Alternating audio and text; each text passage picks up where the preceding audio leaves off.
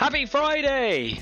My name's Danny, this is Easy 8 Online Painting Club. Thanks for coming along. People are already in the live chat waiting there. It's the waiting room lately. You guys are here earlier than I am usually. I've got Jeff, I've got Luke, I've got Leslie, and I've got Chris the Wolf all saying hi in their own different ways. Thanks for coming along, guys. I've just realised as I was setting up, I haven't lined up my camera to make sure that it was in the right position. So I was like, oh, it's a bit of a gamble. Everything seems to be positioned well. Normally I have a few minutes where I just kind of line everything up. Did it with the overhead camera, but not this one. And all I can see here is I'm having a bit of a bad hair day, so excuse the wig. I'm just letting it grow for a little bit just because, well, it grows, let it grow, right? So yeah, sorry about that. Anyway, hope you're all doing well. I've had a really good week. I haven't had much to do with painting minis. I've done a little bit here and there, but been kind of thinking about what I want to do and planning how I'm going forwards. So yeah, looking forward to kind of getting stuck in today. Would love to know what you guys are up to. Obviously, this is a painting club. It's not a tutorial channel, so if you're new here, that's not what you can expect. You might be able to pick up some tips from me on the way as I learn them. Who knows? But yeah, it's basically just a social club, so you can come along, join in the chat just over there. Maybe you can drop some comments in the comment section below. If you're watching it retrospectively, or you just don't want to talk in the live chat, that's absolutely fine. Let me know what it is that you're up to. You can take pictures of what you're doing. You can stick them over on Facebook like Leslie did today. That game board, man, is looking sick. I love all the colours. I'm quite interested in what you've been doing because it looks like you've done it all with felt pens, and I want to know if that's like the colours that you're kind of going for, or is it just kind of blocking areas out.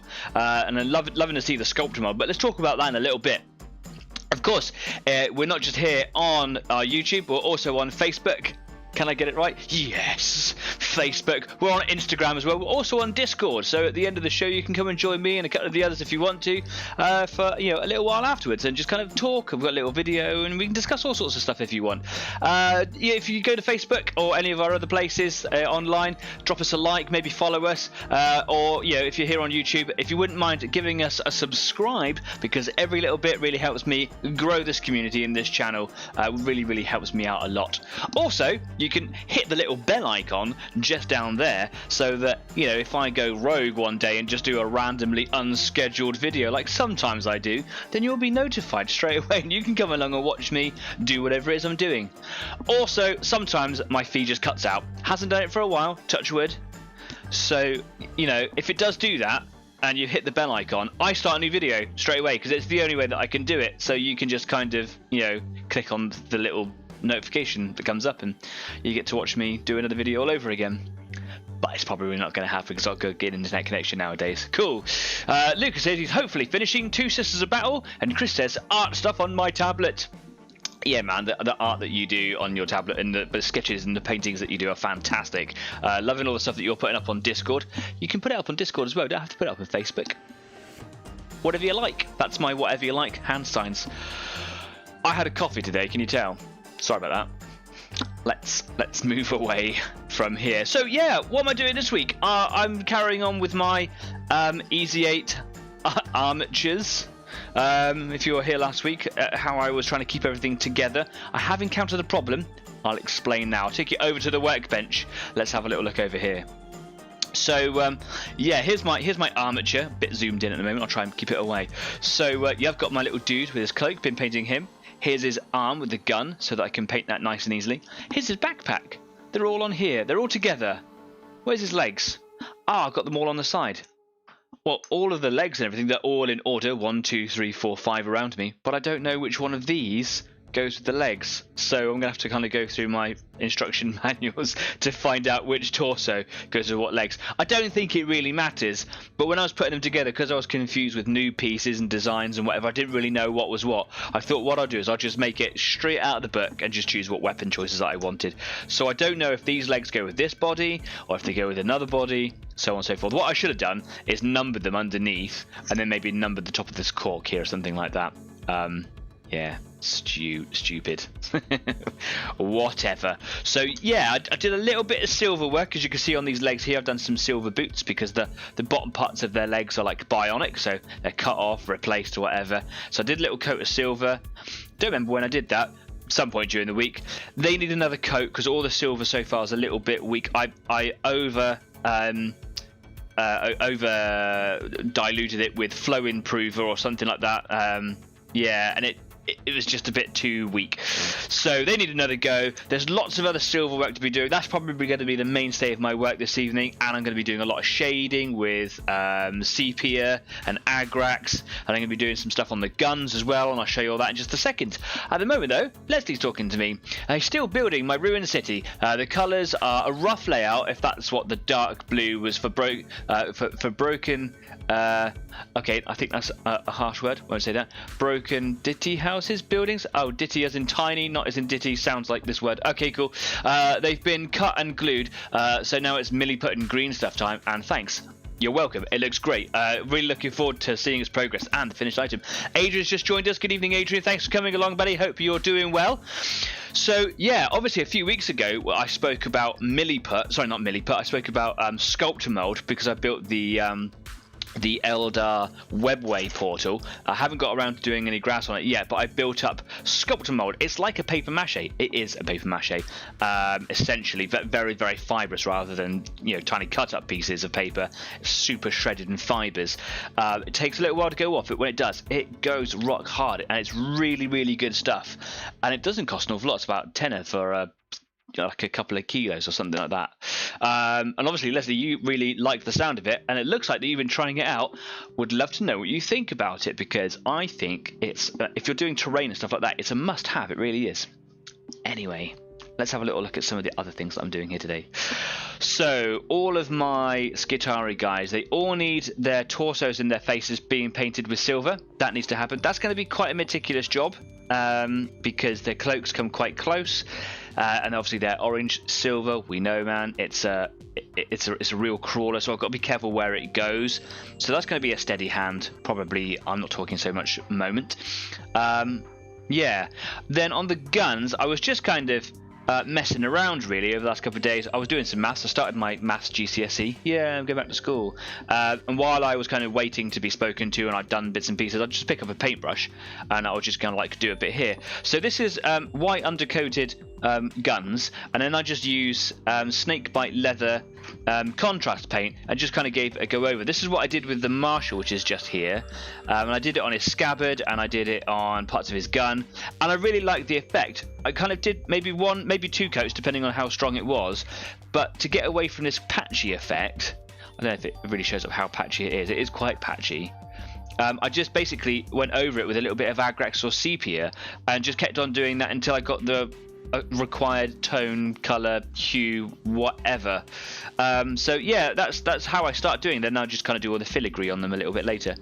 However, there are little bits of on every single one of the rifles, including the sniper version, where the stock of the rifle is just underneath the arm under here. It's got overspray, quite considerable overspray, because I just obviously sprayed the sleeves on their spare arms. And on the inside the gun, you can see the detail of it goes all the way up into underneath, basically right up to the elbow there. So I need to paint that. However, contrast colors are designed to run thin so that the color underneath affects them. As we're on this part of the gun, it's the white undercoat primer is affecting the color. The orange just doesn't work at all, so it's not like I'm putting a block color on top. I need to white all of the stocks on these guns so that I can then put snakebite leather over the top. So that's a good portion of today as well. On all the silver bits, especially on the backpacks, Basilicanum Grey. I'm loving that stuff. It's really good. What I've learned is that it's not necessarily a great way of staining the silver to kind of do what we expect non-oil to do or other things like that. But it's just really good at adding texture to it, adding depth to the colour. And if you compare it to the Marshal here, one is very, very bright. The other one's got a lot of depth to it, especially on some of the larger flat surfaces that are just on the edge here on the side of the circle. You can see the difference if I put side to side here like that. The difference that it makes is really, really good. Anyway, enough of that. Leslie goes on to say, sculptor mold is cool. It's really good to work with, really messy, but you can do so much with it. If you're using sanding paper to shape it when it's drying, it's really cheap stuff. It will chew it up. Oh, use really cheap stuff. It will chew it up. Sculptor mold equals an emoji with heart eyes. Great. I'm glad that you managed to find something from the show that's been really helpful to you. You are right. While sculpted mold is drying, it takes up quite a while. Especially when I was working with it, it was quite messy for quite some time. I think I added just a little bit too much water, and it's one of those things where just a little bit too much will go a really long way. So you want to be careful about how much you add. I suppose after a while, you'll probably end up working out little recipes here and there. Anyway, I really want to get stuck into my Skitarii, guys. My dad came up the other day, thanks Jeff, to help me move a fridge in my house. It was really big and heavy, it definitely took two of us, and he brought me up this big lump of like polyurethane, polystyrene stuff with a little bit of an MDF base stuck to it, so that I can stick things like wire skeletons and things like I use here, armatures or whatever, into it. I haven't had a chance to really play around with it yet, but what I'm going to do is stick a little wire at the bottom of the cork so I can put all my corks held up on it. That's a job for a little bit later on. Anyway, my music is very loud here in my headset, so I'm just going to turn that down just a little bit. There we go. Leslie says, your dudes are looking awesome, by the way. Thank you very much. And then Jeff goes on to say, too wet. Yes, probably. Sculpted mold was just too wet. If it's all getting chewed up when you're sanding it, just very, very wet. What am I going to do first? I got a couple of options that I could do. I could start putting sepia on all of the orange cloaks and arms, and I think that might be a good place to start, because if I do that, I might get sepia on the stocks of the guns, and if I've already painted that white, that's going to be a pain in the backside to sort out. Darren has joined us. Good evening, Darren. Thanks for coming along, mate. Hope you're doing well also. So I'm going to do all the staining now. Also, you might remember, I'll get to painting in a minute. Last week, if you remember, I was talking about filling in the seams on the cloaks with this stuff. This is Vallejo's plastic putty, and I hadn't used it before, didn't know how it was going to perform. It is incredible stuff. It is better than all the little green stuff, wet fillers and stuff. Have I still got the green stuff filler here? Here it is. The green putty from Green Stuff World is the same idea. It's like a toothpaste almost consistency. Very, very crumbly. This stuff has its uses. It's water soluble, so you can kind of make it, liquidy and apply it into seams and things. Not necessarily good for modeling as such, but it's very good for like filling seams. This stuff, I expected it to be very much the same. This is very different. It's not so great for filling very large open areas, but for seams between between parts where they join, this stuff is exactly what you want. It's really good. I think with a little bit of practice, this is going to be a real game changer, and I highly recommend you picking up some and having a go. It's only a couple of quid for a little pot. I just basically applied it with the little Games Workshop spatula, which I've got down here somewhere. Here it is, this little fella here. It made a little bit of a mess, so just kind of learning how to control it. There are lots of different tools. I use little silicone brushes as well. You can use paint brushes. It dries pretty quickly. I let it dry overnight, came back to it, sanded it really gently. If you sand it too quickly, it will crumble a bit like the green stuff filler. But yes, it's much easier to control, and it's white, so it's already a part of an undercoat color. It was just really good. I didn't do a very good job on filling these. On the next batch I do, before I actually even start painting them, I will make sure that I apply that filler with it. It's really good. Darren says, I like a bit of the fine white milliput. Oh, what, for filling stuff? For filling the seams? That's interesting. I've not used the fine milliput before, but I have used milliput in general. Top tip when you're using milliput, if you've got the two cylinders of it, that's fine. If you've got it where it comes in a strip and they're joined together, like a lot of the green stuff is, cut the strip out of the middle, because they've already started reacting, so they're just kind of give you hard lumpy bits in your stuff. So yeah, always go for the stuff that's separated if you can. Okay, this is my alpha. He is essentially my sergeant. I am now going to put a sepia tone all over his orange cloak. That's what I'm going to do. So where is my sepia? I've got my Agrax, I've got my Nuln, and I've got my, there it is, sepia. Fantastic. Give it a bit of a shake. Why not? I use this stuff straight out of the pot. I am going to use my army painter brush because it's a bit smaller, easier to control when I'm doing full-on washes. So, I'm gonna not be so crazy with it because I'm not trying to sludge wash. Sludge washing has its place.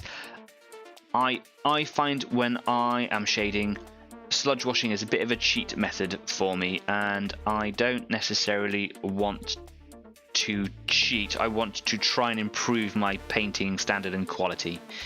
So yeah, I'm trying to not go mental when it comes to washing.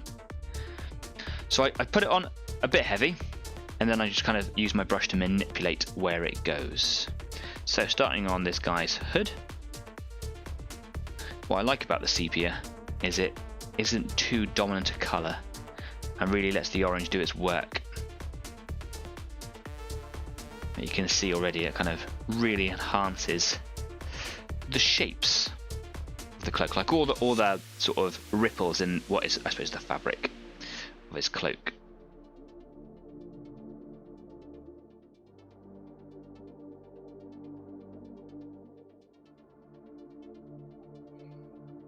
I like it to pool a little bit at the bottom of the cloak because it helps with that sort of weathering effect.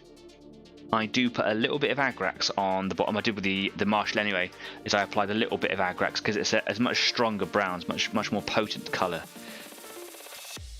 And I also used Agrax on the inside because on the inside of his cloak it's red, and I just felt that the sepia didn't really work very well. I've got another cat hair on me. Every week there's always a cat hair, isn't there? Anyway, don't forget to tell me what it is that you're working on tonight. Maybe you need a bit of help. Maybe you just kind of want to talk about it, get some ideas out there, get some suggestions from the rest of the community. Perhaps you just want some praise. Would love to know what it is that you're working on, problems that you're encountering. Are you struggling tonight? Are you struggling with motivation and enthusiasm? That's what we're here for, man. I've had a hell of a day today. I actually got to run some sessions with the children that I work with, which was really, really nice. But it was really, really rainy. It was really, really hot. It was really, really cold. And it was really, really muggy. I think we've been through all of the weathers, including thunder. I think we've been through all the weather systems today, apart from snow.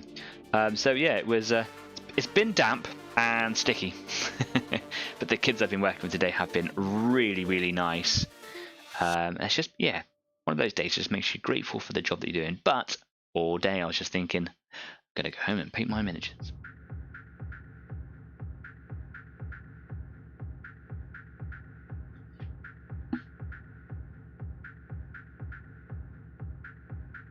There we go.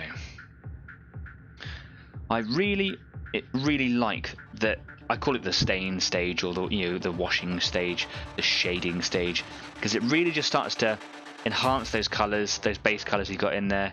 Really starts to show the definition of all the details in the model.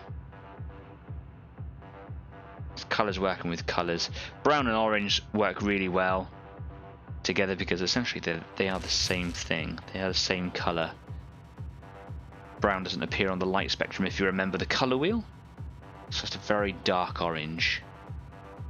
So brown and orange work really well in tandem here. It's looking really good. What I might do a little bit later on when I come back with some Agrax is right up in the top up here. There's some really nice minor ruffle details, like little ripples in the fabric. I might just put a little bit of Agrax in there just to kind of show them off a little bit more.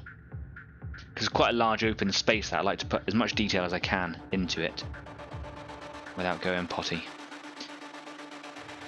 Cool. Just making sure that I've got every last little bit, because I would hate to have a piece that I've missed. Places where I'm likely to miss it is in the arms up close to the torso or the chest area in there, and on his cuff. Just there. Lovely. Little crease just in the elbow there, which has got a nice bit of colour in there. Looking good. Okay, let's pop this bad boy back on. Now this guy stands up if I just kind of prop him up over here. Easy peasy. Oh, please stay up now. It doesn't want to.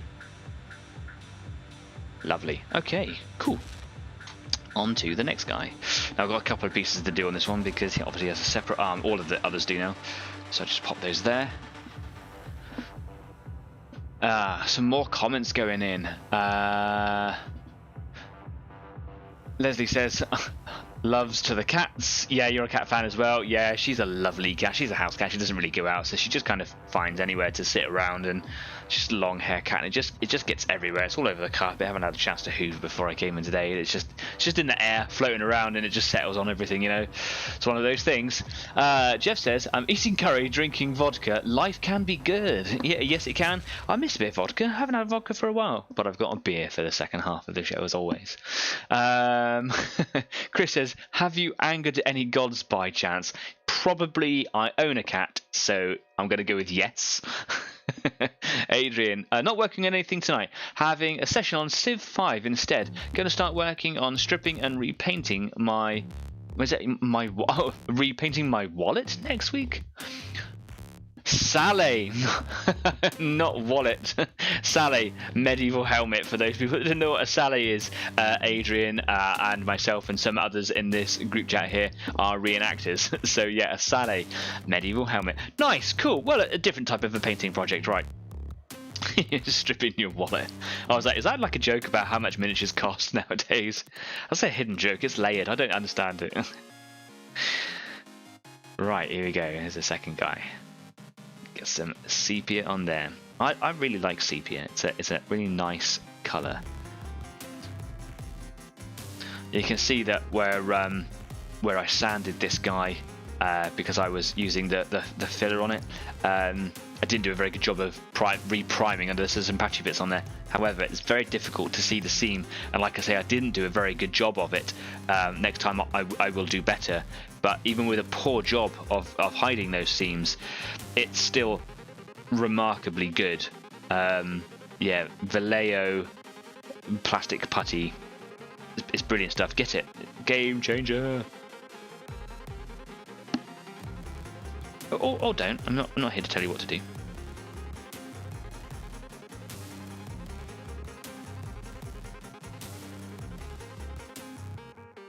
So, Adrian, if you're not painting anything tonight, thanks for coming along anyway.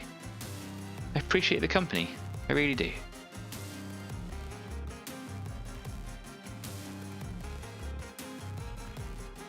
I'm hoping that with this shade, this wash process here, it's going to hide those little sanded patches where I didn't re-prime it.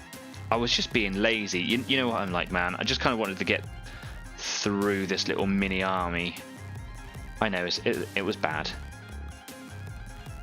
I'm really struggling to hold this guy. I probably should have kept him on the cork. That's why I had the corks, right? God, I'm so stupid.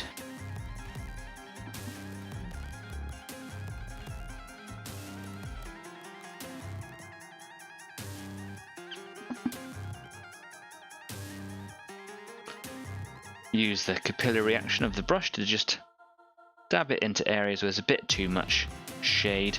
I quite like how it's built up down there. I know it's going to dry and evaporate a little bit, so I don't want to really pull that area. I'm not really in shot. Don't really want to pull that area away here. I'm going to just do this little bit here. There we go, that's better. But that, I really like that, and this bit here. I really like those. So I'm going to keep that. More comments going in.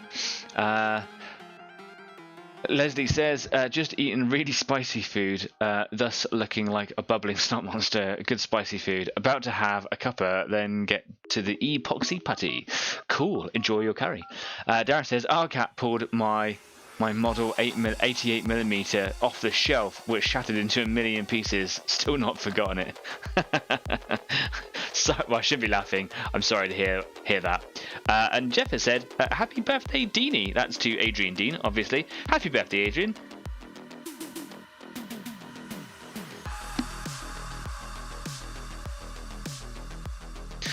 Okay, there's this guy. I'm going to put him back onto here because it's being really difficult to hold. And that is why I put the corks on there in the first place, so... Yeah, there we go. Okay, now I'm going to go over to this guy's arm over here because he's got this little bit.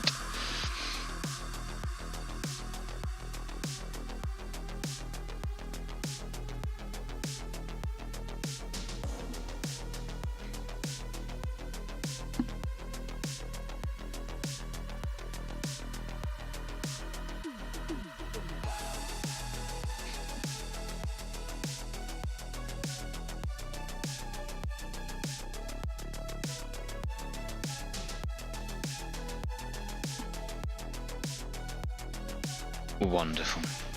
One thing I will say about doing separate pieces, if you're doing a body separate to an arm and they've got the same colours on them, is do them at the same time, because you don't want the colours in the consistency or even your brushing technique, etc., to be different on the two. You want them to blend. Sometimes if you do this piece, then maybe come back to this bit the next day or maybe even next week, is that the way that you've applied the paint can differ. So yeah, consider that. I've learnt that the hard way a couple of times, a long time ago now, so perhaps it was just my then painting skill. I don't know. Just something to be aware of, right? Is this one going to stand up if I just kind of put him here? And hold him up with some paint pots. Yeah, there we go. Cool. Where is my next one? The Transuranic Aquabus. Transuranic? Yeah, whatever. The really big gun. Do you know what? I've had a cup of tea here since the beginning of the show and I haven't even had any of it yet. Oh, that's terrible.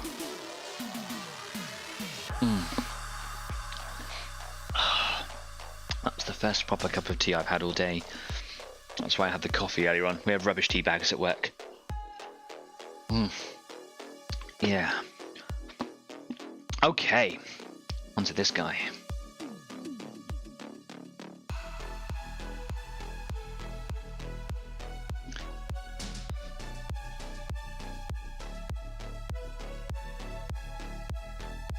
Huh. Weird. Normally I start on the hoods, but this time I didn't. I wasn't really thinking. Just went into autopilot. Doesn't matter, of course. I'm hoping that these guys are going to be finished by, I mean, just maybe after next week's show, maybe by next week's show. I'm trying to not speed paint, but just not just it. I want to improve my painting quality, but at the same time improve my speed of painting, because I never get stuff finished. That's always been a problem. It's why I started this show. We all know that. Is because I think that it's a problem that plagues our community, is just having piles and piles of unfinished models. When probably a lot of it is just motivation and seeing it through, right? Seeing it through. I struggle getting it done quick enough so that I don't get bored, and that having unfinished miniatures on the table becomes the norm. Oh, I haven't finished this little squad yet, so I'll just use them for today, and then that, you go like, oh well, I used them last time, so I'll just carry on using them. Then they don't get finished, right?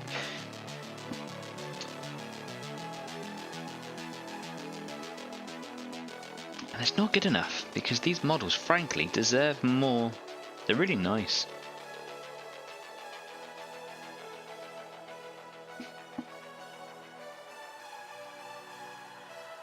Thanks to Luke also for sharing in Discord. I did see it just a little bit late, buddy. You shared the website for the third-party vendors for all of the armature. If you remember, we were talking about that Discord last week, weren't we? All the parts for, even the week before. So, like, for just changing the appearance of your armature, your knight's armature, giving them different heads, torso section, different weapons and things like that, shields and whatnot. I don't know if there's anything particularly that I'm going to go for on my first instance, even if I'm going to have many armatures, I'm not sure. But there's actually one component that I never really thought about, but it might just kind of make it just look a little bit different enough for me to be content with, and that's the waist section. It's like a little new ball and socket joint. It's just £8 or $8 or something.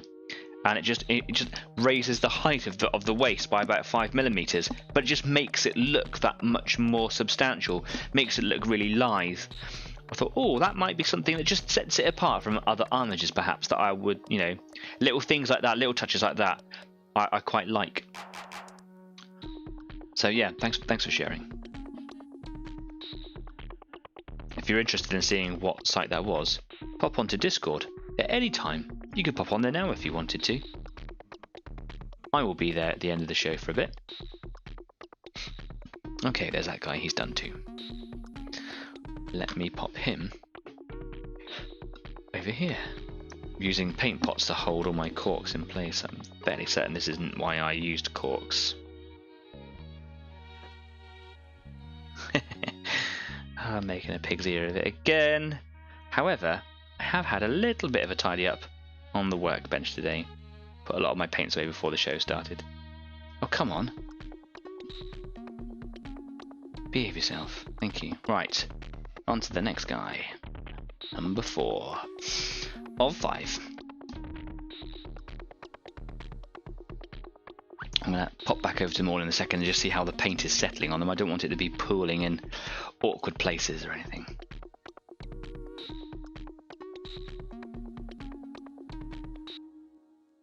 I was going to do some like red lining, because they've got red lining on the insides of their cloaks. I was going to try and do some around the inside of the hoods, but actually the surface of the inside of the hoods is almost imperceptible. It's there, but if I put paint in it, you wouldn't see it, so there's no point.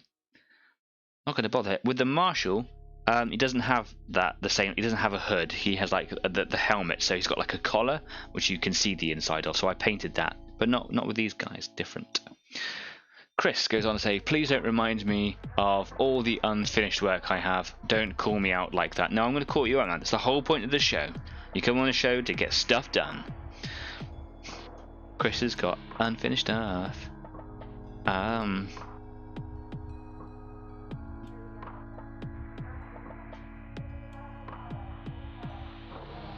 This is one of the miniatures that had a really bad seam just here. And even though you can see where I reprimed it, it's or I didn't reprime it even, it did a fantastic job of hiding it. And like I say, I didn't even do a very good job of it. It was a bit of an afterthought, if I'm honest. Oh, hello.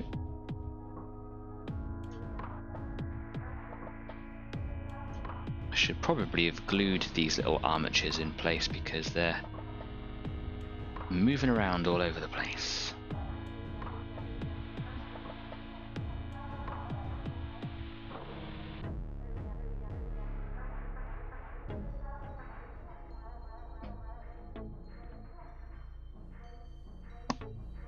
A bit of a build up there. I don't want that.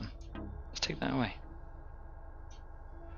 Don't mind a bit of a build up down there because it's a bit of a more of a recess area, so it can be shaded down there.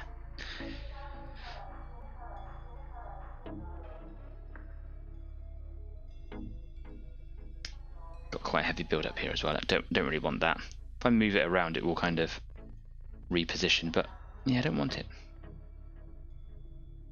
There we go, that's better. It's poured away from here. I've tried to put some shading basically around this. It's a purity seal, a little bit of detail, but it's such a shallow detail the paint couldn't hold around there, so it pours into the next nearest place, which is this little reservoir down here, and the same around the back there. So just if I can just take, I don't want to take all of it away. There we go, that's better.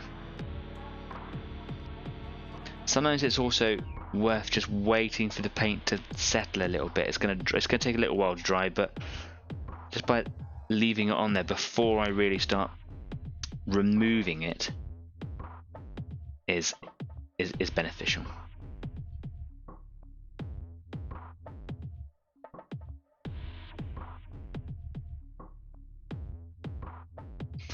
Okay.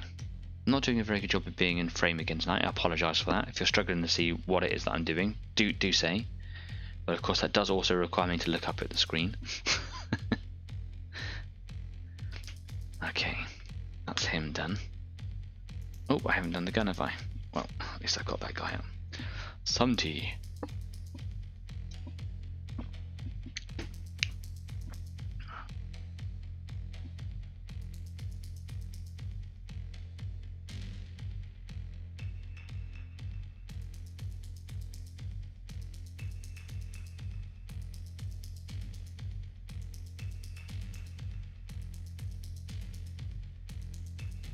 Yeah, I should have glued these little things in place. As I'm kind of putting pressure on them, they're spinning sideways and kind of going around, which isn't ideal. So, yeah,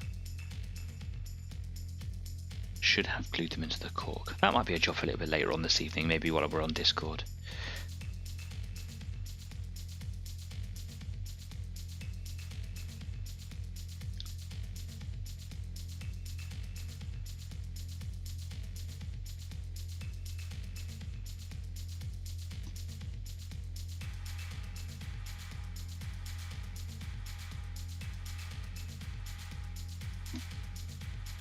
Looking good. Just a quick check around, make sure there's no over the top pooling. Excellent. Let's move some of these little items out of the way so I can store him.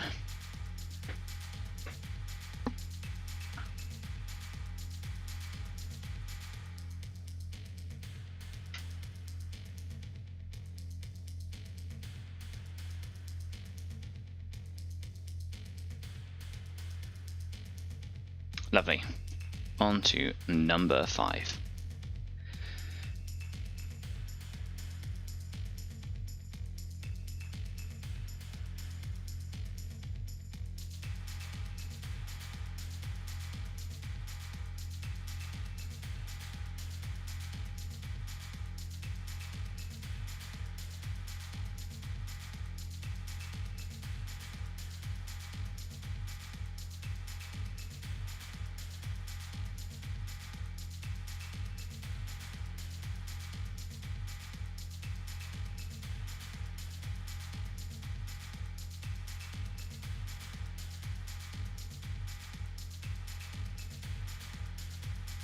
Yep, this one's spinning as well. Actually causing me more hassles than it isn't. Dude, they're looking killer. Thanks, Leslie. That's really kind. They're so easy to paint, really. Once you kind of just get your head focused in the details there. They're just, yeah. Once you've got your color choices, just put it down. They're excellent. Thank you very much. Darren says, gotta go. Have a great evening. Thanks very much, Darren. Thanks for stopping by. Sorry to see you go so early. Bye.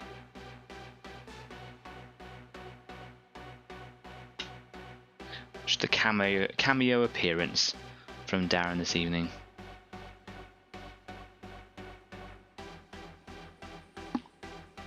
Darren's recently been to Bovington Tank Museum and has been sending me pictures.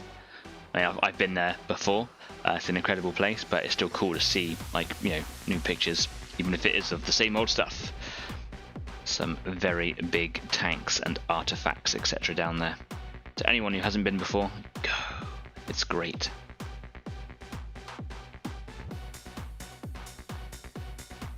Or any other tank museum, of course. You don't have to go to Bovington specifically. But they do have the world's only working Tiger tank. It's incredible. Again, not entirely sure if that's all sleeve or just a bionic arm there. I think it is bionics, but at the moment I'm just painting it orange. I'll have a good look at it later on.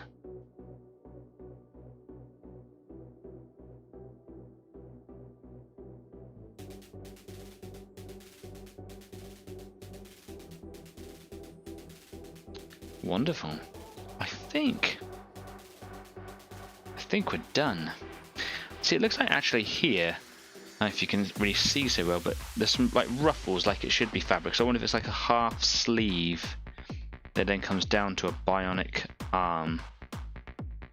Yeah, I think so, because this little section in here that the tip of my paintbrush is on is like a cap, like is on their legs on the inside of their knee. So I think this is like supposed to be a sleeve. It's been chopped off at the elbow and then bionic arm. That's cool with me. So at least I've got some orange on there appropriately. Just to make sure I get that paint out of the brush. And now I'm just going to have a little look here, make sure that I'm not pooling up too much. A little bit heavy just there. That's better. Otherwise looking pretty good. I'd like there to be a little bit more just up here because there's a nice little line just there.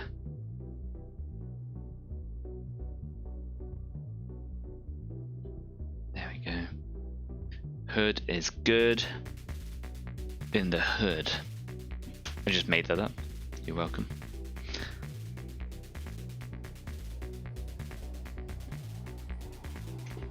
Right, again, just a couple of paint pots just to hold these in place. Wonderful. Right, let's just wash that sepia out of the paintbrush. I'm just going to go back and have a little look at the ones that I've already painted. So they are dry, they're almost dry already, but they need just a little bit longer Problem with the shades is they do take a while to dry because obviously they're very heavily water based. So I might take the opportunity to put a second layer of silver on the legs. Because, well, they need it. The other parts that are already silver, which are the backpacks, I've already painted those. I sprayed those, so they got a really good covering. And it was because the legs are half and half of one colour.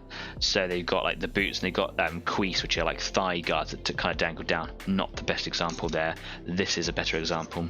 So you can see there's got a cuisse on the top of the thigh. And then it's got like knees and shins and feet, calves and whatever, the whole lower leg basically, but they need a second to go, so I might do that now and wait for the sepia that I've just done to dry. That is a good cup of tea.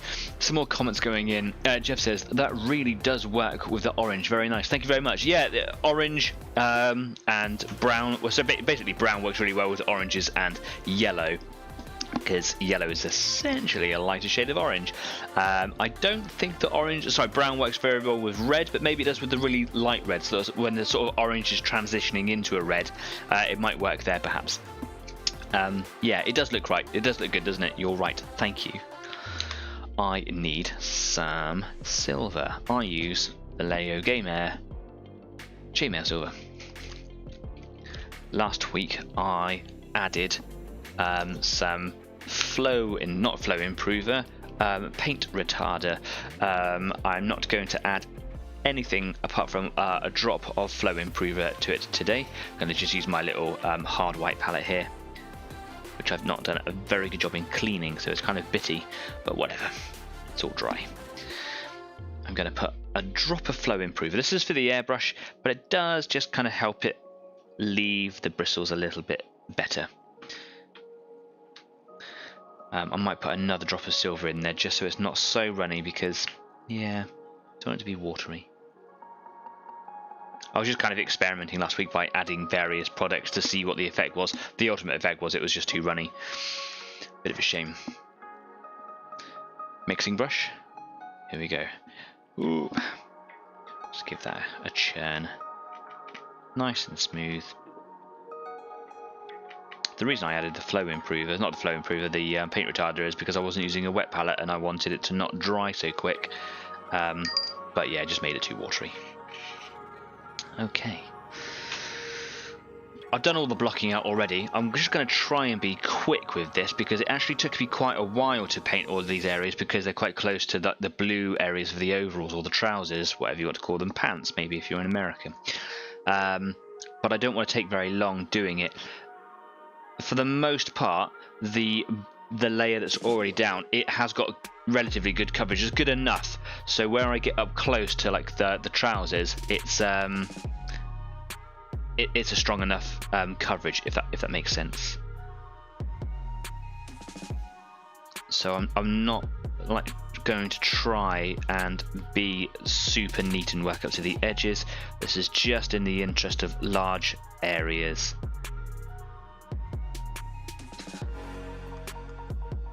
For example, there's a little bit here, here and here, and there. They're also going to have a little layer of basilicon and grey wash over the top, which will also help enhance the colours, and it will run into all the recesses in and around the colour, so it will help create depth and saturation. So yeah, it's not like I have to be super accurate, just don't have to go, basically I just got to stay within the lines. That's all I got to do. Oh, hitting my light there with my paintbrush. I've also been considering how I do hoses. There are a lot of hoses and pipes and things, and I've always done them silver, always. But actually on the box art for these guys, they're all black with a little bit of highlight of like really light grey, even white sometimes. I think I like that. So for now, I'm just going to carry on working with silver, but I might come back to them and do them all black, because I really liked it. And I think that too much silver can kind of kill the scheme. Silver should be used sparingly, I feel. I don't know how everybody else feels about that as an idea. I've got an itch under my headband there. Oh, that's better.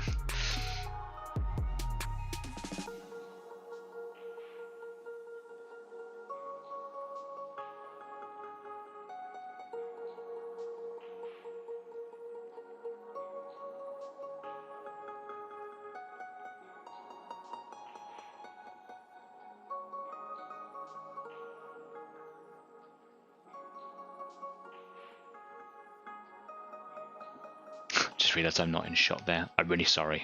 I'm such a bad person. You guys tolerate so much from me. This is why I've got a small community. It's because I'm actually crap. Thanks though. Thanks for being there for me. Here's me making a show for you. Actually, you come along for me. Thanks.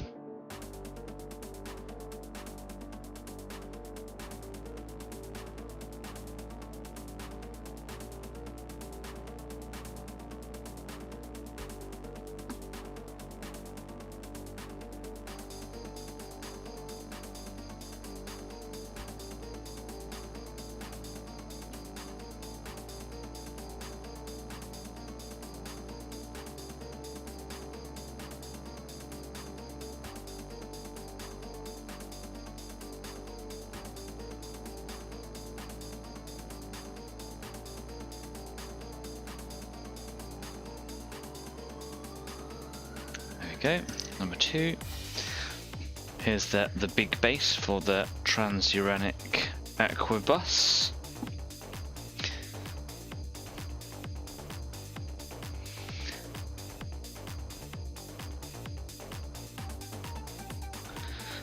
There's another cat hair being painted silver. Remove that bad person. There we go. Got quite a sore throat today. My partner's been quite poorly. We don't think with COVID, just a bit of a cold, but you know, been isolating anyway. She's been isolating just because she feels grotty. She had a bit of a sore throat to go with, and I'm wondering if I've got a sore throat because I've picked it up from her, or just because I've been shouting and screaming and singing with kids and stuff today. I don't really know. Been doing my little COVID tests and whatever. Everything's all negative. Been following all their guidelines. So. Yeah, maybe if you're out there feeling the same, or even if you're not, make sure you stay safe, guys. Don't risk it.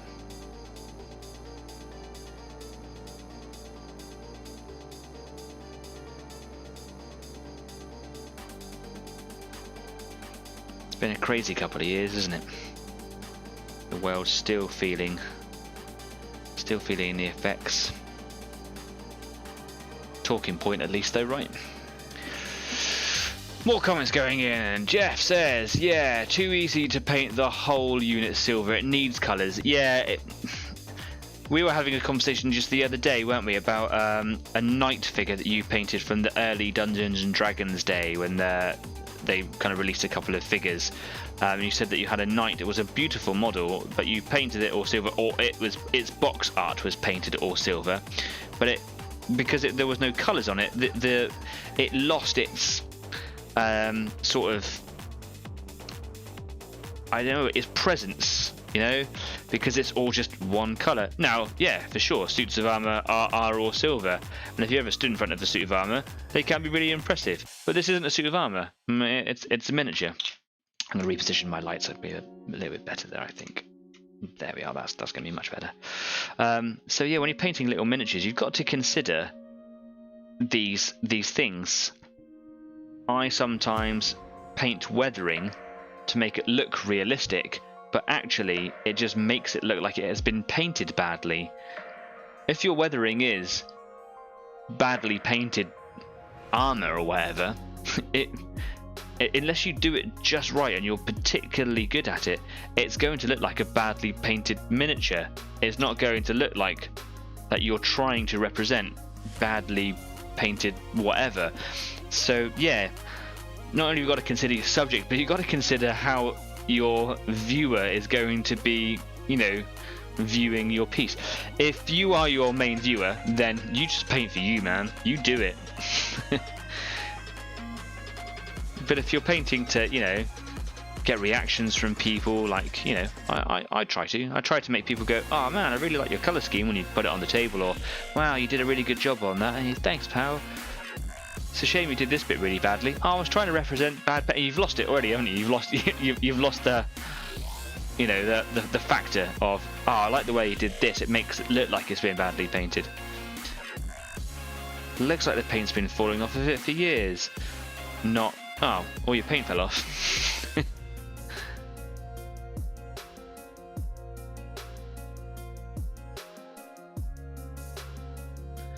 But yeah, silver. I think silver is can make or break your miniature. You know, it's very easy, I think, to add too much, and often you only know when it's too much after you've applied the too much.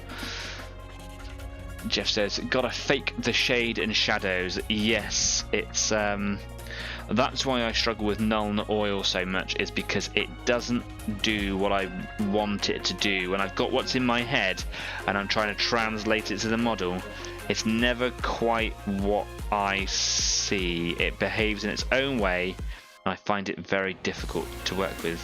I would love to have a go, and I will do at some point in the future, have a go at non-metallic metals where you paint the effect using a spectrum of colours. That would be very cool. Would love to do that.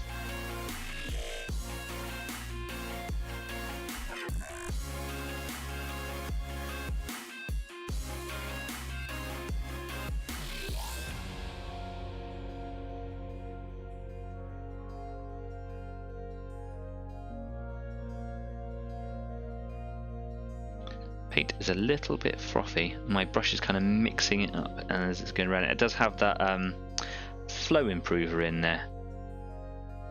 It is transferring from my bristles to the model very nicely. Just a little bit of froth. What I am getting though is that really good coverage that the whole reason I was painting these parts today.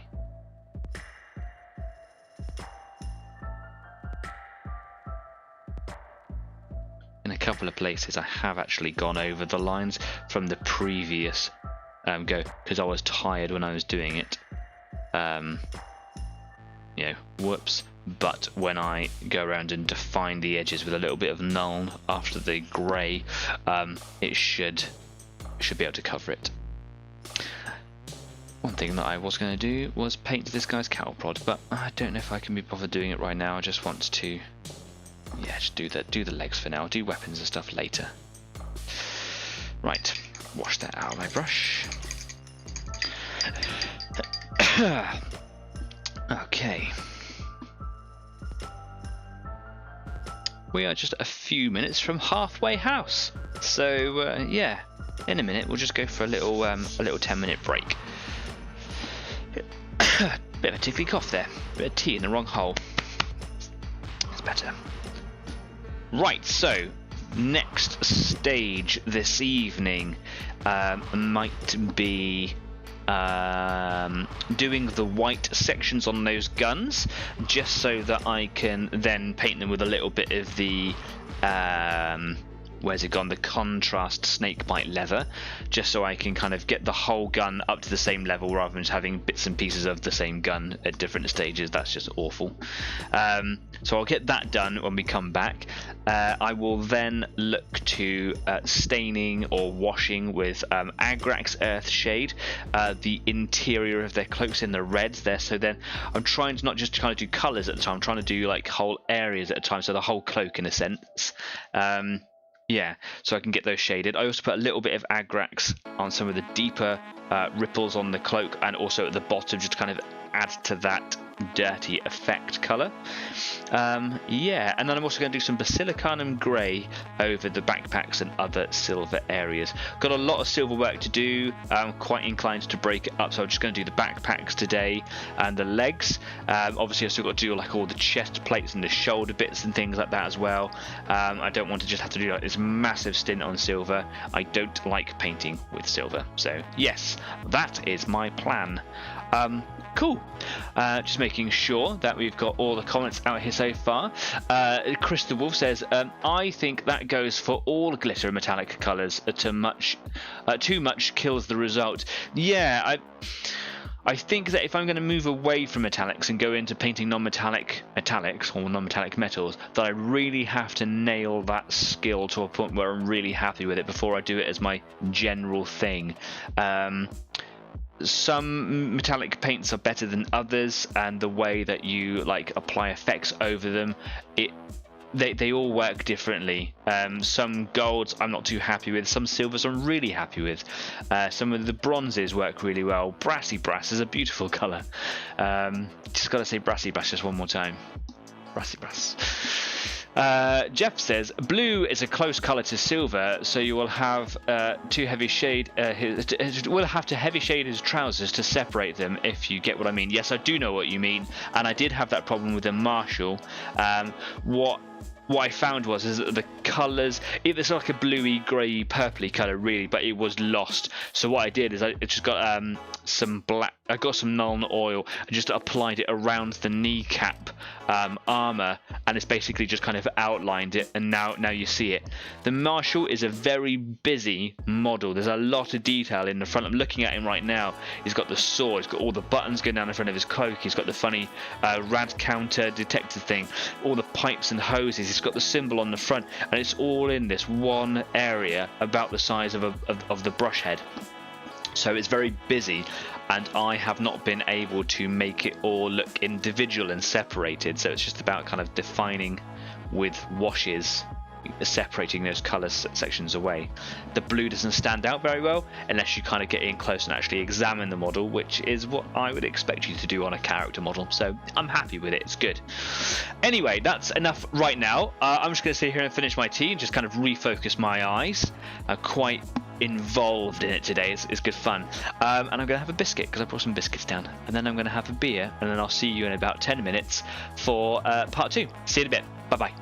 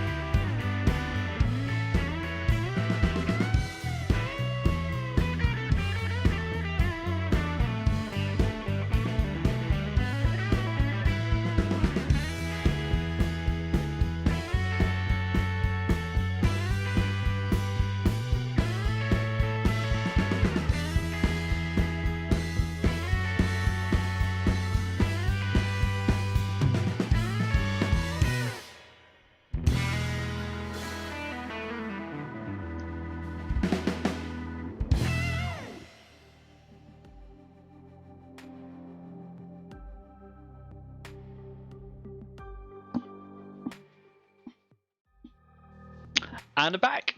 I hope you're back too. That would be helpful. This is a community after all. I just kind of chilled out a little bit. My partner came down, we had some biscuits, finished my tea, refocused my eyes, changed my paint water. You should definitely change your paint water. I normally say that before we go for the break. Didn't say it this time, so I thought I'd just work it in. Just shoehorn that catchphrase into the show. Got a beer. It's Friday. Cheers. Happy weekend. Oh, that's lovely. That's a lovely taste. If it's an ale and it's gold, I'm probably going to like it. Okay, hope that your projects are going really well this evening. Really looking forward to seeing what it is that you're doing. So if you're inclined to share a photo with us, stick it up on Facebook, or share it with us on Discord later on after the show. Or at any time you like, I suppose. If you're over on Facebook, perhaps give us a like, give us a follow, or even subscribe to this channel. If you're new, please do subscribe to the channel. That would be lovely. Or share it. Tell a friend. Invite your friends along. Get the community that you paint with to come along and be a part of this community. Make this community grow. How many times can I say community in this show?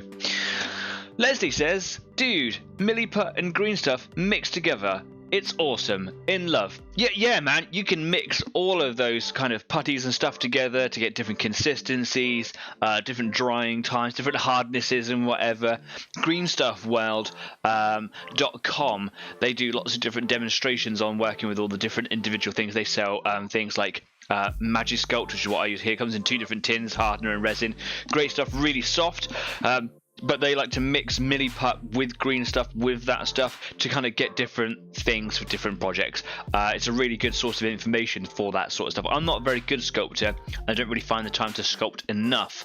I'd love to learn to get better. But, focusing on one thing at a time, that is painting for me.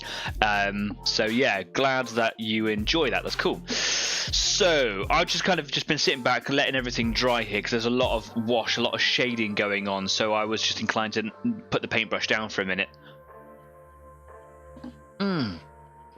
Easy 8 Drinking Club. Oh, no, that sounds... No, we shouldn't do that. Okay, cool. Pop that bad boy over there.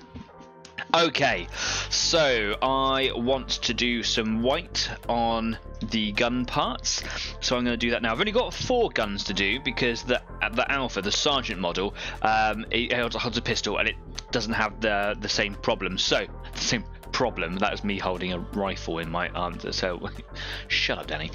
Okay, let's go over to the workbench and let's carry on with what I'm doing. Chris says the sketch is looking okay. We'll post it maybe later. Okay, cool. I'd love to see that. That'd be great. Here we go. Was it me or did I get that transition in time with the music?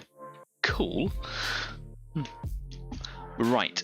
I'm going to be using some dead white. I don't necessarily need to use primer white. I mean, I could. I don't really see much benefit of it. I just want to kind of block the areas out with a bright undercoat. So I don't, there's no need to use primer. I don't think, anyway. I don't think I want to be holding all of... Nah, whatever. I've been having problems by not holding the armature, so I'll hold the armature. And you're going to be a tricky fellow, aren't you? Where are you? Okay, so basically right down in here is all orange, but it should be wood. So yeah, I'm going to use another brush here just to absorb the sepia that's in there. I don't want it to mix in with the white really, and that is only sitting in the area that is going to be glued, so I don't need it where it is there. That's cool. I'm just going to put the airbrush on that just to apply a little bit of air flow to assist with the drying.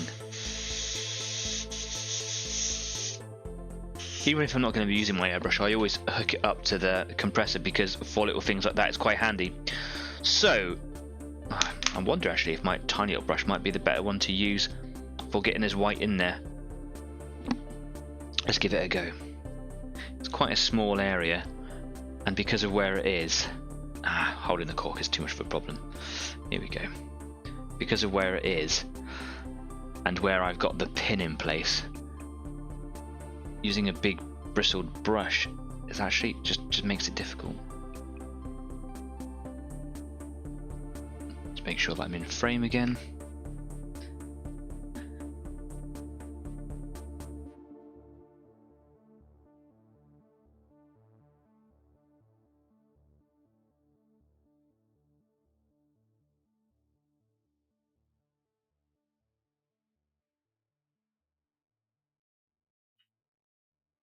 Easy 8's quiet club.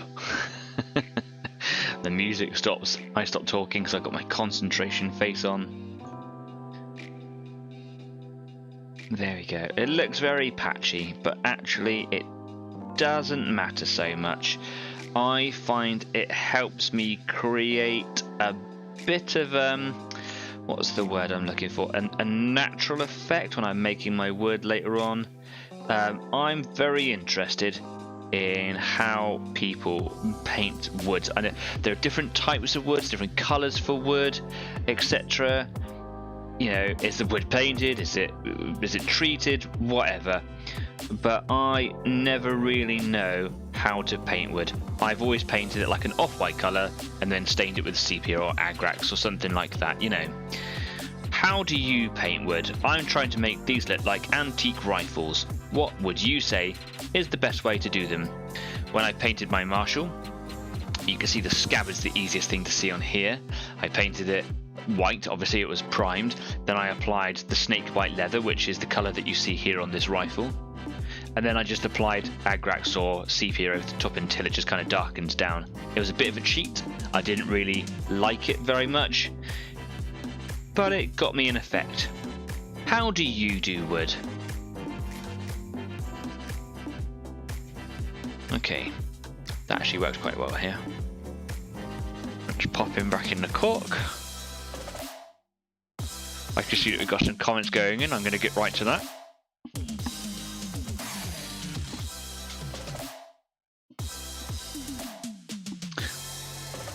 Leslie says, could you provide a direct link because more stuff equals more cool things to make? Yes, of course I will. At the end of the show, when I log on to Discord to talk to the people there, I will send you personally a link to Green Stuff World's website.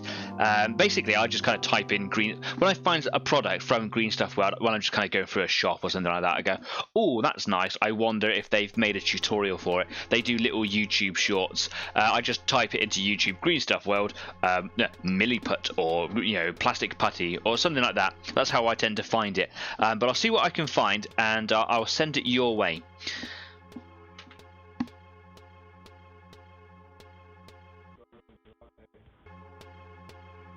Okay, I've actually got quite a lot of sepia just hanging around. If you can see the shininess of it in there, that is just sepia tone just sitting around on the stock of this rifle, which I don't need. So I'm just going to lift that out. It's semi-dry as well, so it's kind of got a bit of a skin on it there. So I'm just lifting that out so it doesn't mix with the white when I put it in. There we go.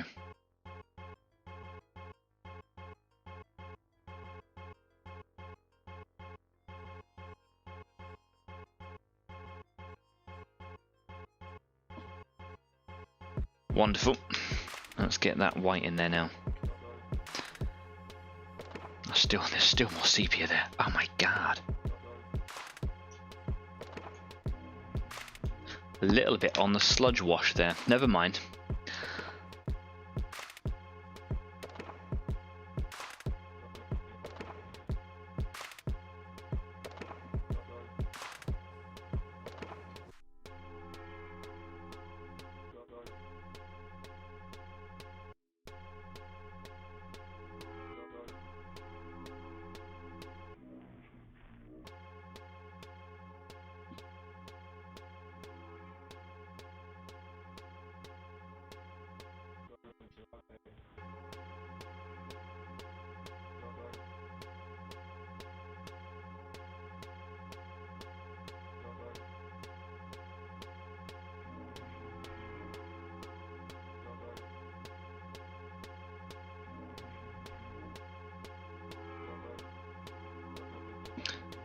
Go, starting to look a little bit It's just easier to see. It's a bit easier to see. I mean, it sounds like an obvious thing to say, but you can see all the other details around it. When you can see it, you can see it. That's what it sounds like on what I'm saying, but it's kind of not. But because I've painted this little bit here, it's kind of isolated it from all the other colours around it. You know what I'm trying to say.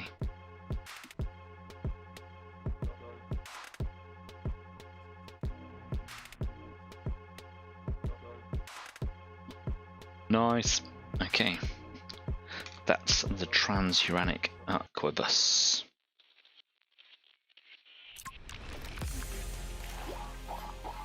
Lovely. You can go over there. Let's get number 3. Okay, we've got some comments going in. Jeff says, wood. I have a real big pot of brown paint to which I add black or white, but that's for terrain though. Yeah, you do things in a much more liberal sense, where you just kind of apply to everything, and then yeah, your palette is very different, I think, than figure painting. Oh, excuse me, the beer's coming up. Luke says, with wood, I like starting brown, so dryad bark, dry edge highlight with beige, dry sylvanus bark, and then wash with a sepia, and if needed, I'll pick bits out with the beige. I don't know those browns. I know that they're from the Citadel range, so you've got dryad bark, and you've also got sylvanus bark. Are they light? Are they dark? Are they mid-tones? I don't know the colours. I wonder if you could help me out there, tell me what they are. Again, a little bit of sepia in there. Let's just remove that. Just kind of dabbing, not hard, I don't want to ruin the bristles on my brush. Just dabbing the point of my brush into there. There we go, lift that out. This one's a nice easy one to see. Actually see the detail, like the filigree, if you like, the pattern on the back of the rifle stock.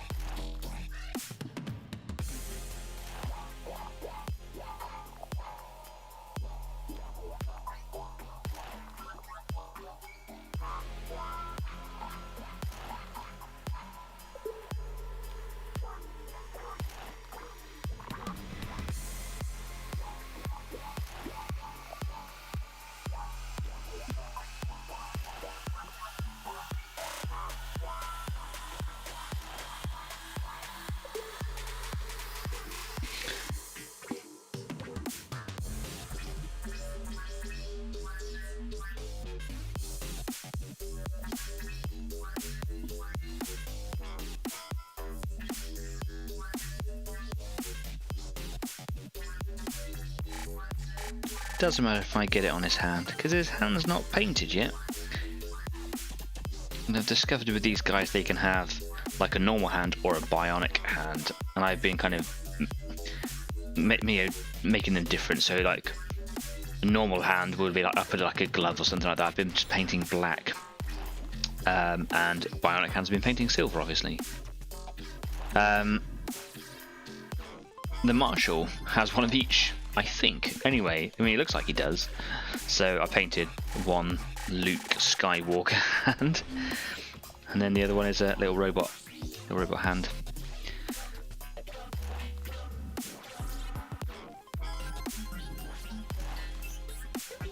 I have the tiniest piece of silver paint on my finger, just here on my finger now. This is what I mean by silver is a notorious crawler. It just gets everywhere.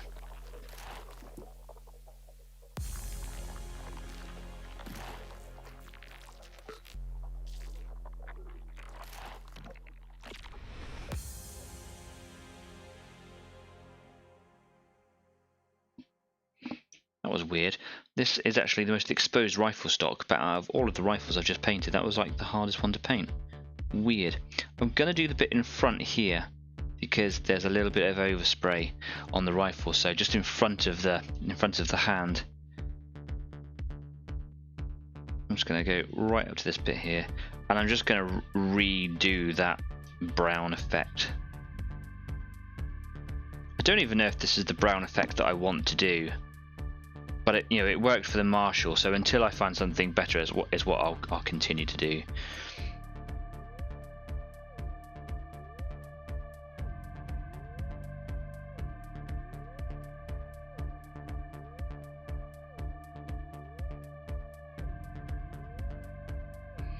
But I suppose like all these little tips and tricks and things, like I want to learn how to paint wood or skin or whatever. These are all like good studies for future shows, where I'll just I'll buy a miniature with a like a bust or something, where I can just kind of practice doing flesh tones and things. Or I can buy like a Groot model to kind of do wood effects, or a table or something. Easy 8 Carpentry Club.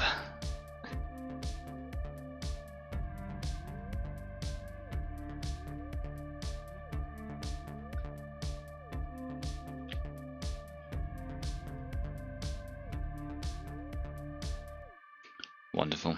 There we go. There's that guy done. I think I've got just one more.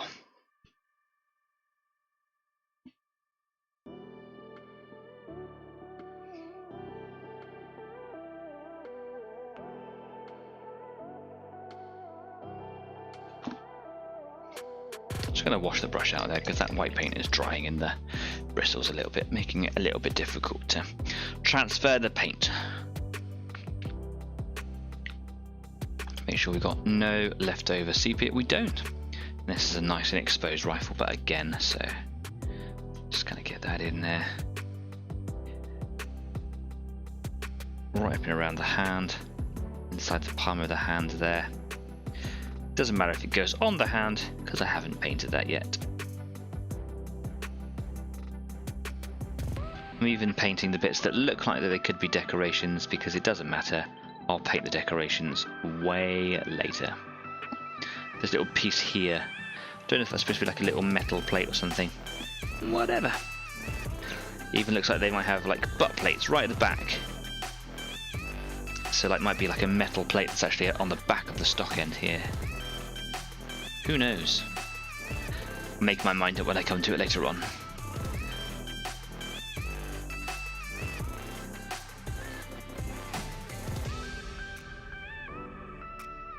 Oh, bit heavy with the paint there. That's better.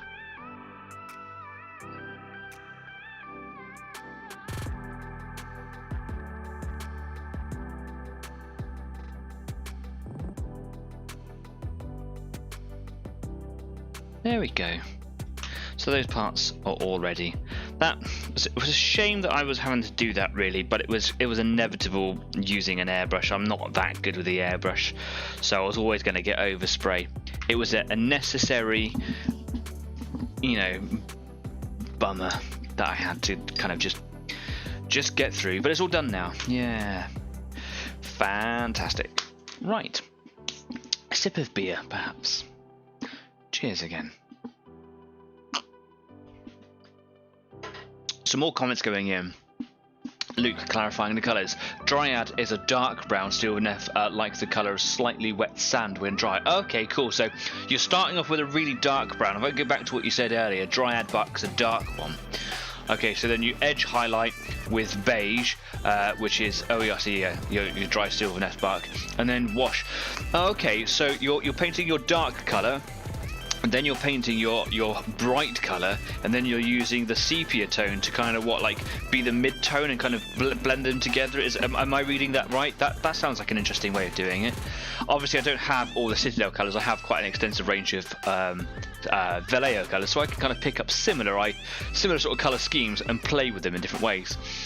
Jeff says the old Humbrol silver paint used to crawl out of the pot. You would have to keep it well away from everything, but you would always end up with silver on something. Yeah, like I remember being a kid, probably more because I was a kid than silver paint, but it would be up my arms and the curtains and on the cat or whatever.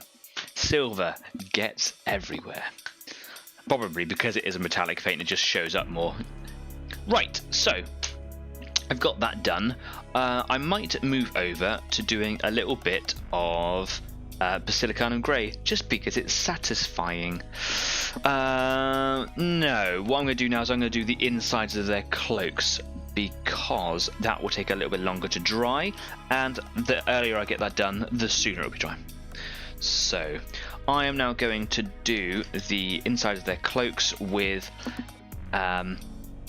Agrax Earthshade, because it's a slightly darker tone than the sepia, as I've shown many a times, and I think because the red is a nice crimson colour, it's a darker colour obviously than the orange, so I like to have a slightly darker brown, because the sepia just doesn't do it well enough, basically. Doesn't do it well enough. I don't know why I'm singing that. Okay, here we go. So back to the army painter brush. It's a good brush, this. Good workhorse. What I don't like about the wash is that they do leave a slightly shiny sheen, or maybe it's the sheen of the colour coming through underneath. It kind of breaks it up. I don't really like it. Not until I get a matte varnish or any kind of varnish on it later on does it kind of blend all the shines together, or remove all the shines. So, trying to not let the Agrax run riot, because there's every possibility that as I'm painting it in here, as you can see, it's kind of run away into the sort of abdomen area here. That's just through capillary action. It's running around, it gets drawn to other areas. I'm trying to not let it do that. I'm just trying to get a smooth covering across the whole red surface, and then let it pool from there just by holding the model in certain places. It's more just to add a little bit of depth to the colour than anything. And I do like it to be quite heavy at the bottom there. Again, it's like a weathering stage. It just helps tie and blend all the colours together, so the orange and the red now have this kind of uniformity of brown shading. That's a little bit heavy at the moment, but I'm just going to let it sit there and pool just for a minute. And now I'm going to put just a little bit of Agrax just around the bottom here. Not too much, and I'm being quite random about how I apply it. And then in a second I'll just kind of go through it and I'll remove it with the sort of capillary action of the bristles. I'll get a little bit on the underside, thickness of the actual model itself there, just so the orange isn't so bright. Yeah, and then you see that Agrax there just being quite heavy. As it evaporates, as it dries, it will disappear a little bit more.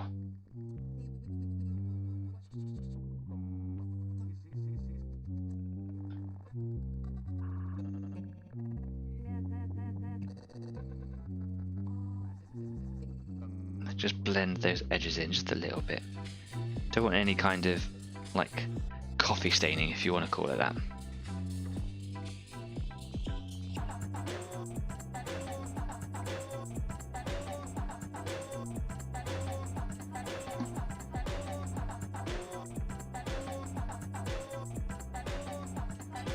There, nice. Inside, it's working well in there. Lovely. Right, let's get you put back onto your cork.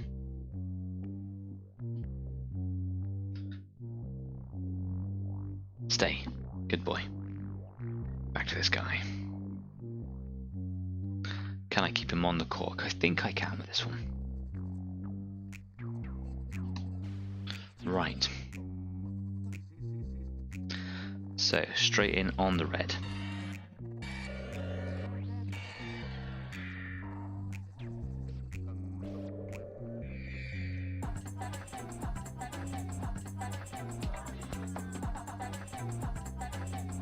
What would be really annoying is if I didn't get it right and it kind of went up onto this edge over here. That would be quite frustrating.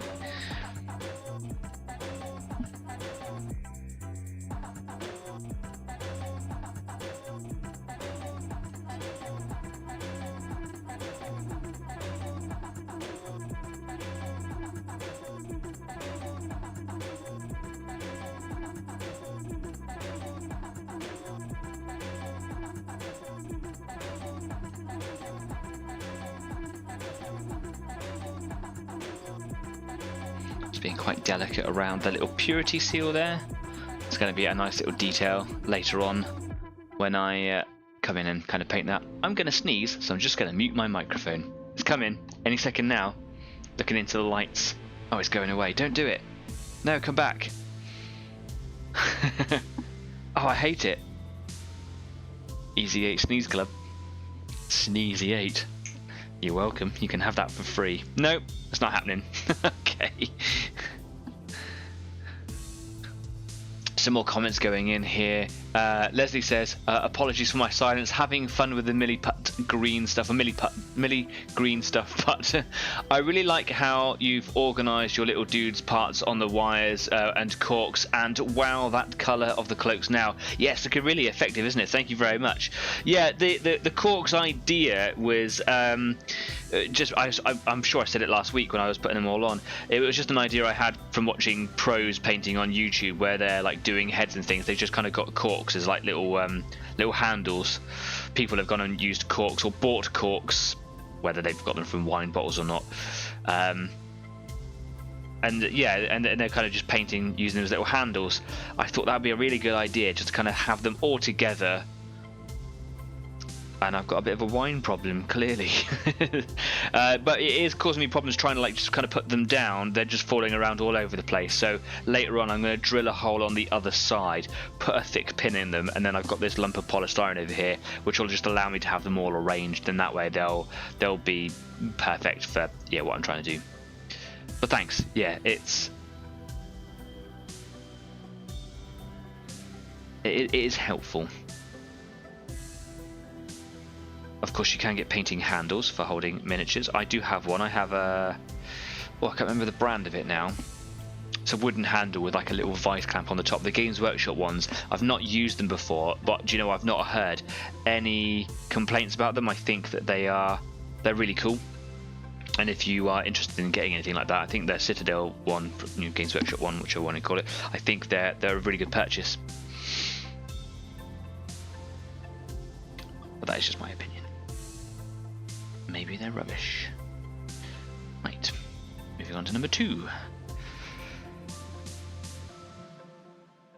Am I moving on to number 2? I think so.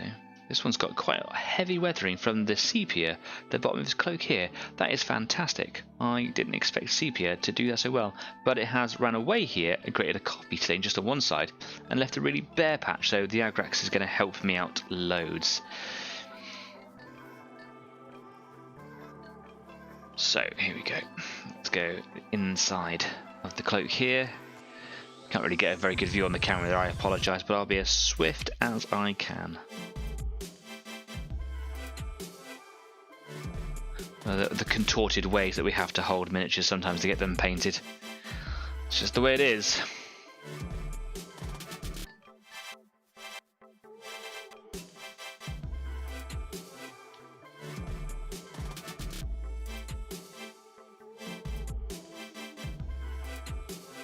Some really good recesses in that particular cloak there. If you can see actually the seams. Can you see the seam here running just along there, just here? That is, yeah, I haven't actually used any filler on the insides of the cloaks because dry fitting them, I realised that the legs, when they attach in, cover over the seams entirely. I wouldn't be surprised to find out that that was a deliberate part of the design process from Citadel. Well played. Obviously the outsides still show, so I filled them on the outsides. I haven't bothered on the insides. I'm painting the entirety of the inside of the cloaks because I'm not entirely sure where every part is going to, whether it's going to be hidden or not. So yeah, that's the reason why I'm painting everything on the inside.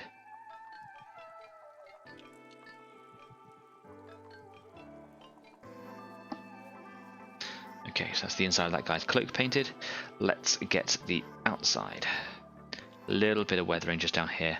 Don't want to really hide this bit too much here, so I'm not going to go too heavy, but I am going to make sure that that area there has got some colour on it because we're left a little bland. There we go. let that kind of just pull up in there. It's actually drawing into that recess naturally, which is clearly why it has pulled away from that area.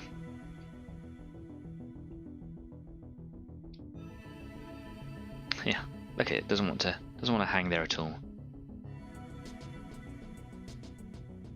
I'm gonna physically draw it down. Stay here. Give me some colour. Come on, dude. Don't be like that.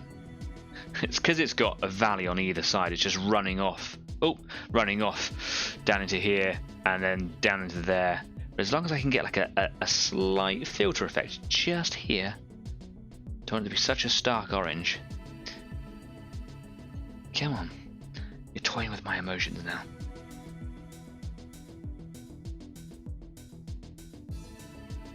There. Do you know what? That'll do.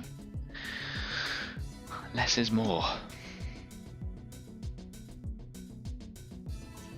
Okay, move on to this guy here. And inside the cloak.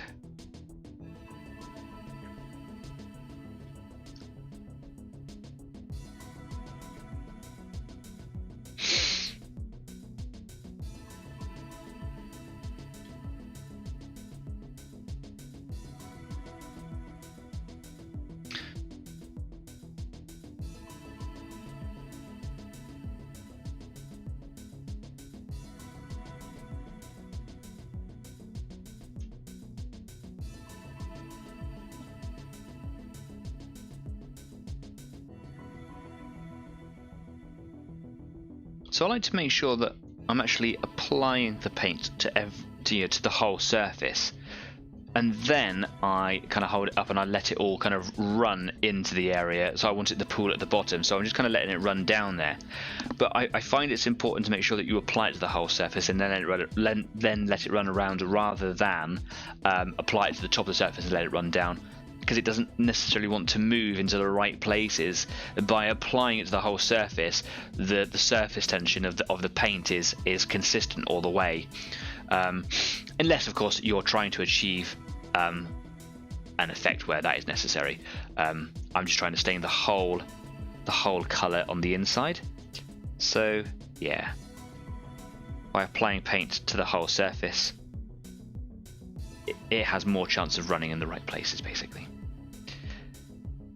And again, just a little bit on the bottom on the outside here, just for a little bit of additional weathering. Again, being quite random on how I just touch it on there. And then if it's too heavy, I should go back and take it off again in a second. I will leave a little bit of colour there. I don't want too much colour for the weathering, because the weathering for these guys is actually sort of reds and ochres, if you remember all the different pigments I've got for the base. So brown is more, I suppose, like aged dust encrustingness. Easy thesaurus. Lovely, and I think I've got one more to go. If you could just stay facing up, that would be great. Cheers buddy, thanks. Just try and let gravity assist with the painting. There we are. Cool. On to the last guy. Now this guy here has got like a little flap over, so the red actually comes up onto this orange side here. I'm just going to be not careful about how it goes on. I'm just going to try and not let the agrax kind of run all the way around. Obviously I'm going to put a little bit on the outside for weathering, so it's all going to be there. Just try to be careful how it runs away, or not let it run away, if you like. So this is what I mean. Let's say I've painted one bit in there, but I've not painted this outside bit. I could and I let it run down, but it's not going to run down to this unpainted area because it wants to go where the paint's already been in contact with. So I need to kind of paint that whole surface really, and then it will run freely over there.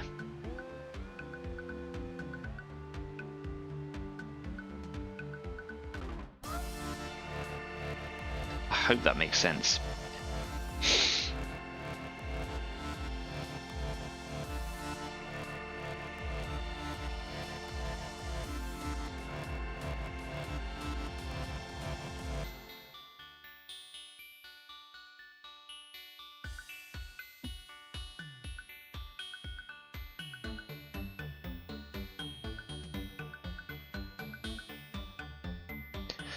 Okay, that's the inside done. Now just a bit of exterior weathering. I'm going to start on this side and come back to the other side there.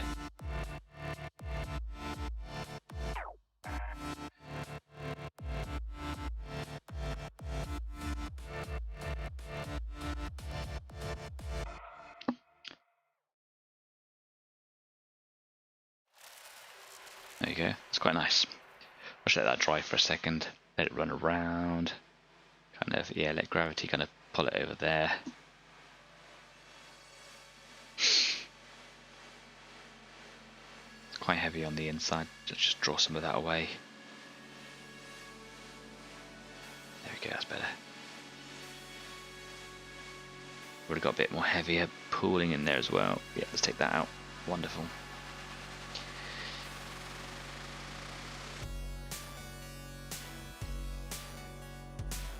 It's also helping shadow around that red piece here, so I could actually, if I wanted to, just get a bit of agrax and just drop it in over the top there, just to help kind of create that border. This is what we were talking about earlier on, bordering the silver with the blue. I'm just dropping that in here. It's gone on quite heavy, surrounding that whole area. I don't want it to be that heavy, so I'm just gonna let it stay there for a minute, let it kind of take a hold. While I'm doing that, I'm just going to draw this away.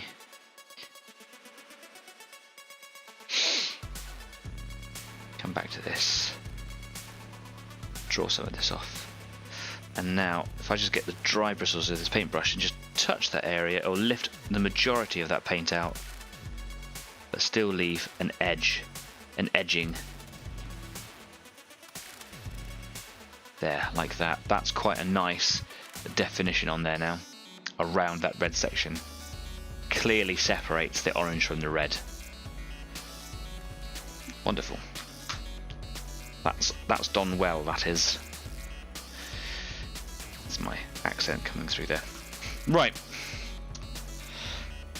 That's cloaks done for now.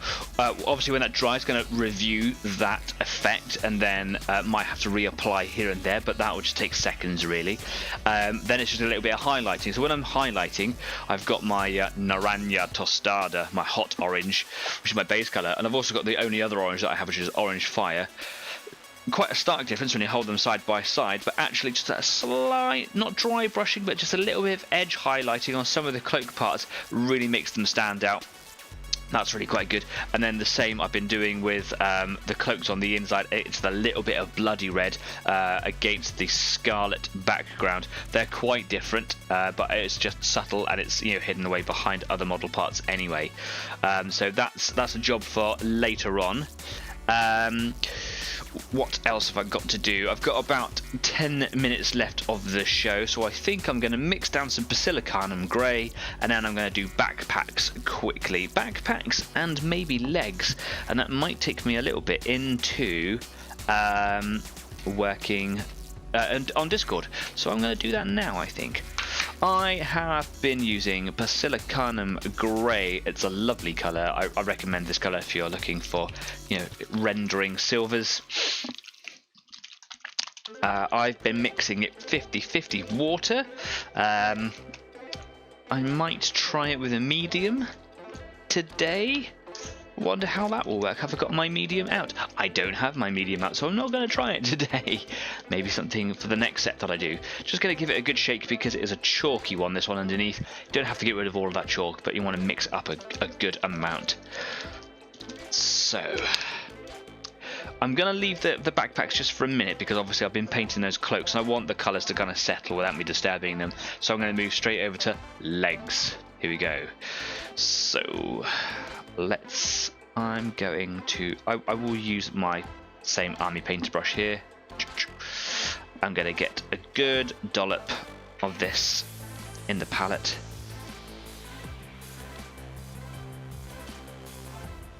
There we go. Just a good solid lump of it in there. It's not a solid lump, you know what I mean. And now I've got little water dropper bottles, these little things, for my airbrush, which I find really good for controlling a more precise amount of water. So I'm just gonna, got a little air bubble there, let's get rid of that. A good drop. Boom. Maybe just another one in there as well. There we are. Okay. And I can add as I go. So I'm just going to mix that in. The consistency is a bit painty, so I'm going to go in with a bit of water. Drop another one in there. I don't want it to get too wet, because you lose the effect really. I'm actually in danger of it being a bit too runny, but we'll see how it goes. I can always add more paint. I don't want to get a runaway effect. I don't want it to be like I'm filling up my whole palette because, you know, I don't know how to control my paints. So let's get some on my brush, and I'm just going to apply it to all the silver.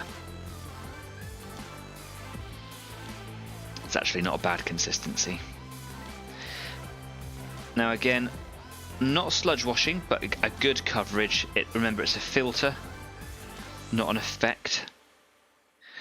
It's just toning the silver down. Doesn't want to be so bright.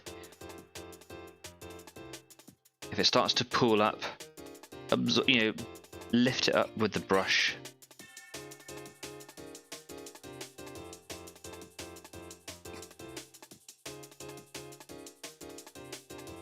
There we go. So when we compare this side to this side, the effects are very different. And now for this side.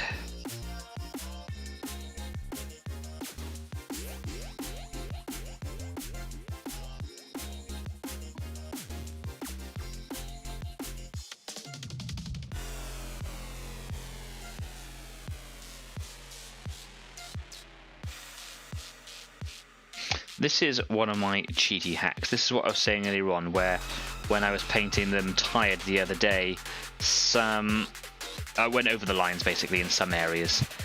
But by using a shade or, you know, a wash effect like this, I can actually get it right up to the edges, and it runs over those over painted areas, essentially hiding the mistake. Covering up all my problems. That's actually quite a runny paint, I've decided, so I'm going to wash my brush out and I'm going to apply another good dollop of paint into that. I've got a little, it's running away from me a little bit and I'm finding it difficult to control it. So another good dollop here, maybe even a bit more. There we are. I'm going to mix that in, and that might cure my problem.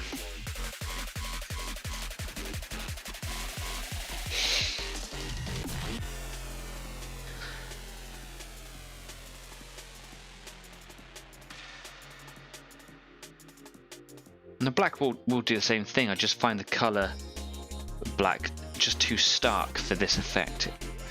It just has too much contrast. This is much better than it was a minute ago. There we go.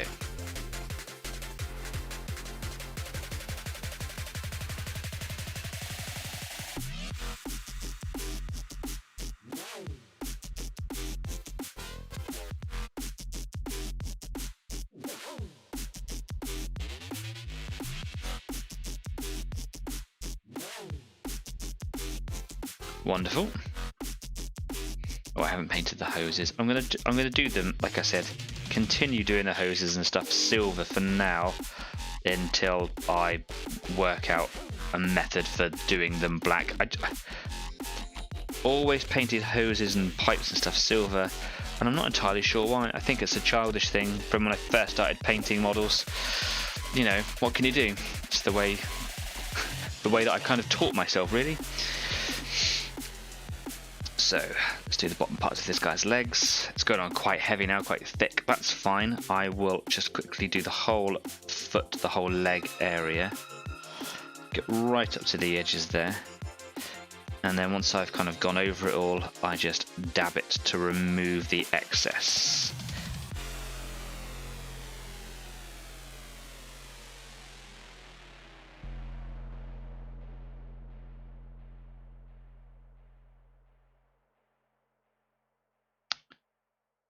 Handling much better than it was when it was, I thought, too watery. So less water. I think medium might be an interesting alternative. Obviously, when I was first playing this, I used water. I just had that mix perfect. But medium might give me a bit more control.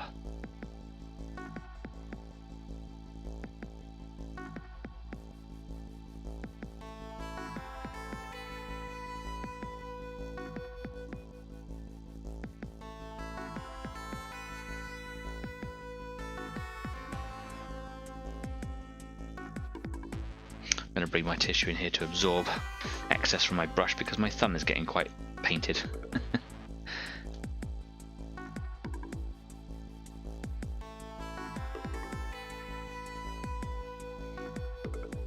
Got quite an exposed crease there. The crease is thigh armour.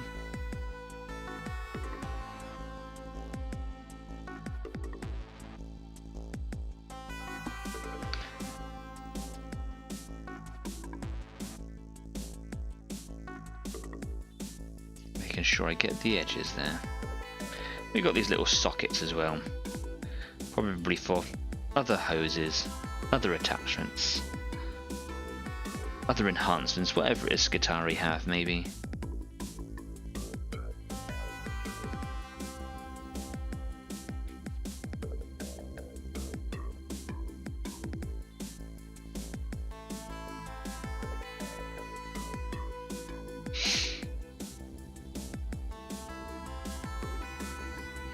What's important with contrast paints is that when you're lifting saturated areas up with capillary action is that you don't leave it too late, because it dries quite quickly and it develops a skin which will tear and leave horrible artifacting on your model. So just be aware of that, which is why when you are painting just normally with contrast paints, don't go over it twice, not too quickly anyway.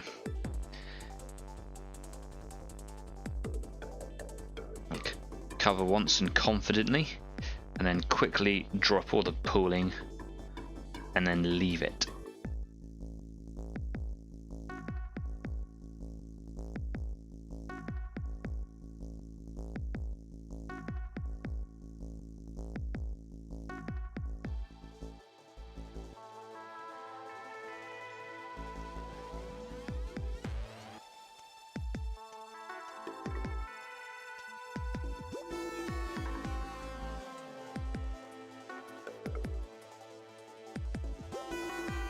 I'm getting a better effect now than I was earlier on, which is telling me that I'm a little bit better practiced, but also my consistency is better.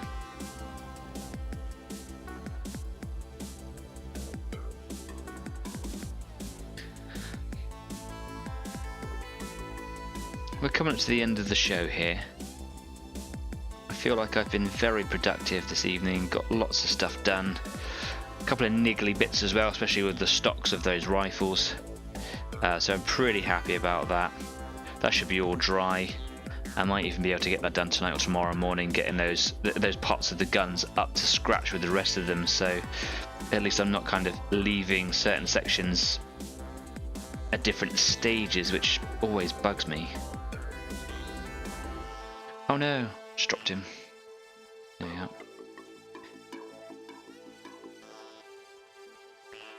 During the intermission, I had a couple of really nice messages from viewers coming through, just saying thanks for providing a really nice show. Not only is it nice to be able to you know, watch the show and join in the community, but also it's just a nice thing to have to look forward to in terms of, you know, personal wellness and mental health. So I just kind of wanted to take this opportunity, so I'm coming to the end of the show here, just to say thank you for, you know, always coming, watching my really humble show. Sometimes it feels very unprofessional, and it is just for fun, but at the same time I get a lot out of it, and I hope that everybody else does too. And clearly, at least on some degree, that is true. So it's very special to me to know that not only is it just, you know, fun for people, but it's very helpful. So to those of you who come along regularly or even not regularly or whatever, thank you so much for making this experience of this show so much more special for me and for everybody else. Your support is love to me, so thank you so much. I love what I do here. It's fun. I look forward to it every time, every day. As soon as one show's finished, the next day I'm thinking about how well it went or how well it didn't go and what I can do to improve. And I would be making regular improvements to both the quality of the show, to my painting, if I had the time. But obviously I work as well. You know, this is a hobby. I can't be putting more time into this than I can my job. Yet. I say that because it would be cool. That's not the aim, however. So yeah, I just wanted to put that out there to say thank you guys for the lovely messages I get every week, all the comments that go up on Facebook, all the comments that go here on YouTube. John Takas, I hope I pronounced that right, John, from Out of This World Minis. Yeah, I love it all. I love you all. It's great. It's an honour. Ruben, of course, over at Hostile Galaxies. I've not forgotten about you, Ruben.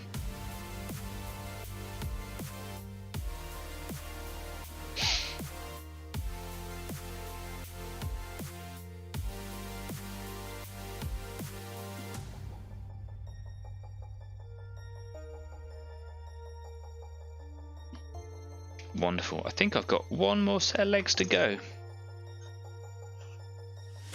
And then maybe just enough of this paint here to see it through. It's nice when these things work out, isn't it? He says, as it looks like I'm just about to run out.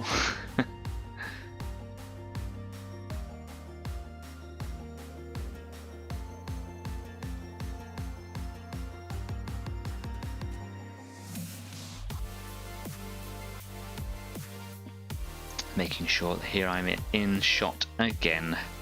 It's hard when you zoomed in. I never know where I'm supposed to be.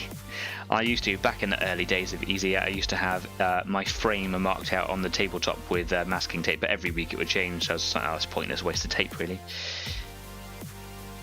Just have to learn, muscle memory. Yeah, I've run out. Oh my goodness, that's so frustrating. Okay, a bit more.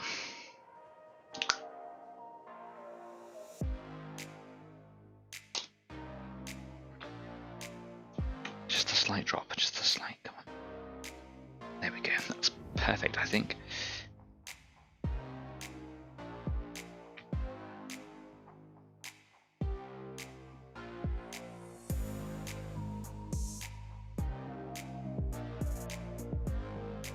I can see that there are comments going in.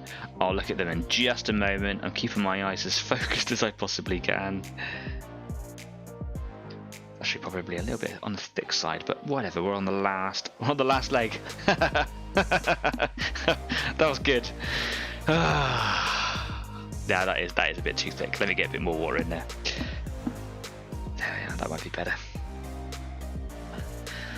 I'm pretty proud of that. That was a good pun. Let's just draw some of that off there. Put that on.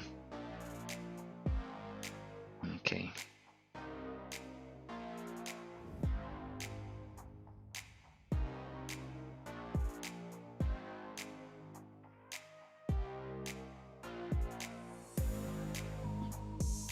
Just a bit heavy with that colour. There we go, just trying to remove it. Even it out a little bit. If I pull a bit too much off, just apply a bit more. Soften the brightness down. Although I quite like the brightness of the silver. It's just nice to have that slightly tarnished effect, because metal tarnishes, man, trust me. I have a suit of armour. It tarnishes.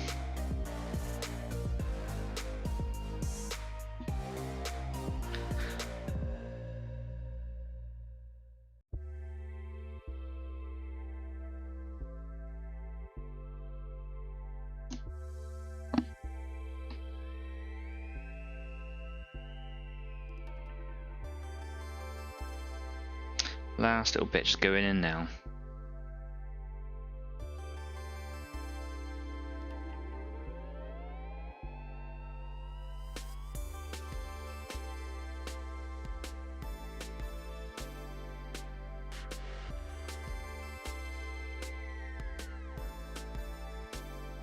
trying to get that last little bit to go in. It's a bit frustrating. It's not really going where I want it to. Come on.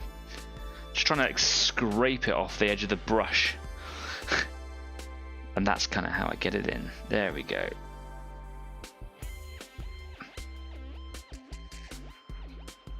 Wonderful, wonderful. There we go. Right. Let's wash this out. Clean up quickly here. Squeeze lids on. Lids on. Nice and tight. Wash brushes out. Wash this brush out too. Go back to my beer. Oh, and let's come away from the workbench. Just looking at some of my weathering over here. Actually, it's looking okay. It's looking okay. Lovely. Here we go. Here we go, yeah, so we're at the end of the show. Got loads done. So in review, what have I done? What have I achieved today?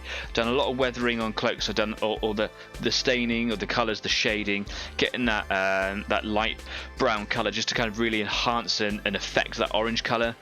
Done the same with the red on the inside. Done a little bit of weathering at the bottom of the cloaks. Some is a little bit stark. Oh, excuse me, a bit stuck on the contrast. So I've got to soften some of that out, but that will happen naturally as I go around. I've whited out parts of the guns where there was overspray of orange, ready for their little coat of browns, so that's all good. Doubled up the layers of silver on the bottom halves of them, so on their legs and on their feet, and I've just started putting on the shade of Basilicanum Grey. So we've got loads done there today. No real detail work, but some fiddly bits and pieces. Looking good. That was a lot of stuff there. I feel I've covered a lot of ground. I've achieved a lot. So yeah, cheers to me. Well done. So let's have a look at some of these comments that are going in here. Leslie says, "You're most welcome, dude. This show is something positive for me to look forward to each week. I get to work on my stuff, chill out, hear what other people are doing, and see what you're doing. So it's all a pleasure, dude. This channel helps more than you know, so thank you for doing it each week." Leslie, from me to you, you're more than welcome. It was never set up with that intention. It's just a hearty bonus that it does. So I'm really proud that it does more than what I set it out to be. Just set it out to be, and you know, yay for it being such a positive thing in people's welfare. So you're welcome. Cheers. I really appreciate it. Luke says, "Got the sister near enough done. Just need to get the base done, and then that's fun. But that's fun for tomorrow." Yeah, it is getting a bit late. My eyes, I'm starting to lose focus. I'm old now. I can't really keep up with it. But yeah, sometimes it's just nice to step away from it, and I think that's what I need to do here. So I'm going to pop over on the Discord at the end of the show, so if you're so inclined, do feel free to come along and join in or whatever. Again, remember, if you haven't already, maybe drop a subscribe to the YouTube channel. It really helps me and the channel grow. I mean, I'm not going to grow if you subscribe. Maybe I would. 100 subscribes, maybe I'll grow and enlarge. Yeah, I'm talking rubbish now. That coffee really went to my head earlier on. Please subscribe. That's all I ask. Like or follow, whatever. Suggest it to your friends. Bring some people along. Let's get the community to grow a little bit. Anyway, I hope that you've enjoyed tonight's show. I hope that you've got a lot done tonight. Leslie, really looking forward to seeing your terrain. Really looking forward to seeing how the milliput's working alongside all your sculptor mold. That'd be cool. Luke, we'll get some pictures up of the sisters. Looking forward to seeing those. And to anybody else who's been painting this evening, I hope you've had a good time doing stuff. Leslie says, "Coffee's good." It was a mocha, in fairness. I'm not a big coffee drinker. I had a bit of chocolatey goodness to it. It was really good. Yeah. Cool. Good evening. Hair's a bit unruly. Whatever, hey. So yeah. Happy birthday, Adrian. Hope you had a cracking time. And until next week, I'll see you all soon. So until then, stay safe, be kind, keep on painting, and I'll see you soon. Take care for now. Bye-bye.